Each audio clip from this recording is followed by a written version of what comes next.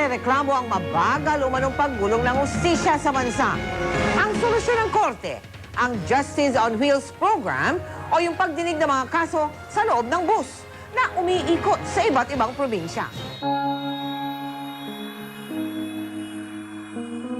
Ang Justice on Wheels ay isa sa mga pangunahing programa ng Korte Suprema sa ilalim ng Action Program for Judicial Reform o APJR. Inilunsad noong 8 ng Hunyo taong 2004.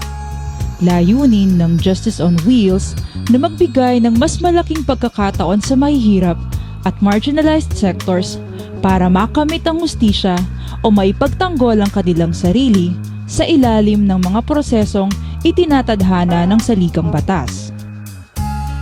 Isinusulong rin ng Justice on Wheels ang mabilisang pagresolba ng mga kaso sa pamamagitan ng alternatibong paraan ng pagresolba ng mga sigalot at paglaan ng abot-kayang serbisyo ng hukuman.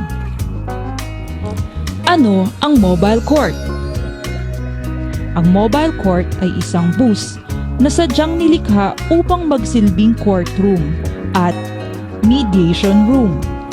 Ang konseptong ito ay galing sa Guatemala kung saan matagumpay na nagagamit ang mga nasabing mobile court.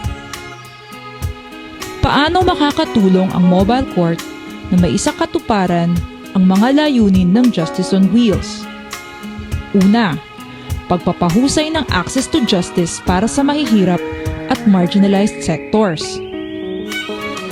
Layunin ng mobile court na mailapit ang mga serbisyo ng korte lalo na sa mga mahihirap. Hindi na mamamasahe yung ating mga parte sa pagpunta dito sa korte kasi kami na mismo ang lalapit sa kanila. Magtutungo ang mobile court sa iba't ibang lugar kabilang na ang mga piitan upang duminig ng mga kaso.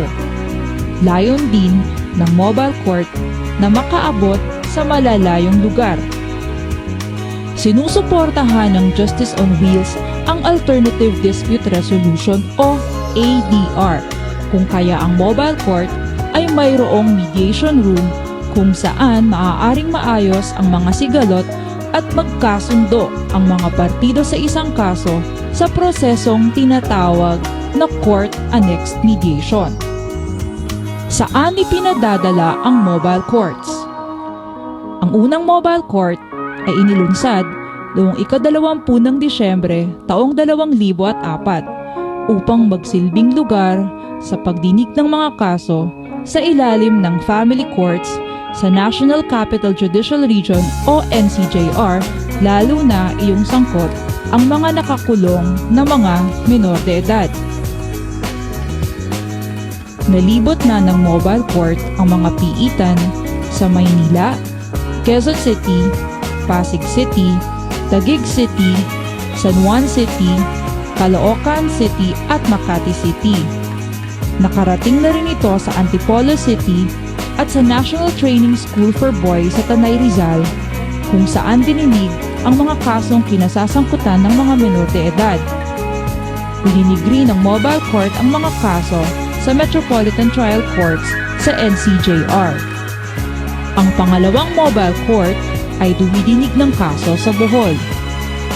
Ang pangatlong mobile court ay ilulunsad naman sa Taytay Rizal at San Juan del Monte City, Bulacan para magsagawa ng court-annexed mediation na makakatulong sa pagbawas ng mga kaso ng hukuman sa mga nasabing lugar.